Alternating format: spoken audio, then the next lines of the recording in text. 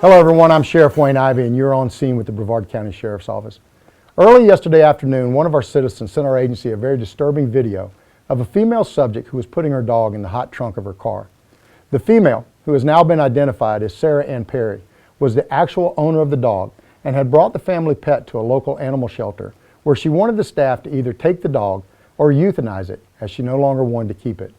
The staff at the local shelter informed Perry that they were completely full and therefore unable to accept the dog, and additionally that they do not euthanize animals for the public. As a result of the conversation, Perry became extremely angry and returned to her vehicle, where she was observed putting the dog in the trunk of her car and then driving off.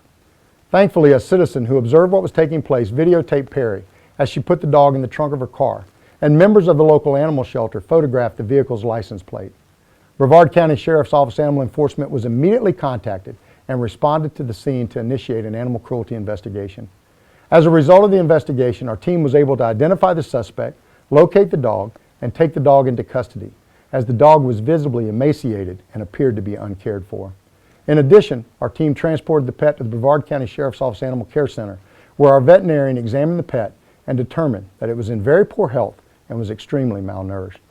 As a result of our investigation, I am extremely pleased to share with you that earlier this afternoon, our team took Perry into custody for felony animal abuse for the despicable way she treated this poor, helpless pet. I'm even more proud to share with you that I personally walked Perry into the Brevard County Jail, which is exactly where she belongs. I can assure you that our team will be working closely with our State Attorney Phil Archer and his staff to ensure that Ms. Perry gets everything she deserves to the full extent of the law.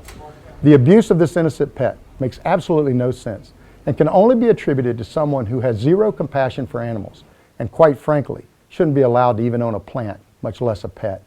As I've said many times before, anyone who could do something like this to an innocent pet could just as easily do it to a human. So I have zero remorse about locking her up or sympathy for any excuse she may have for her actions. I want to commend our many citizens who contacted us about this case and who shared this video with our agency to make sure that this woman was brought to justice. I also want to thank the citizen who videotaped the incident and the local animal shelter staff who contacted our agency so we could immediately initiate an investigation and intercede to save the dog's life. And then, of course, I want to thank our deputies, animal enforcement officers, and our animal cruelty agents who investigated the case and brought Perry to justice.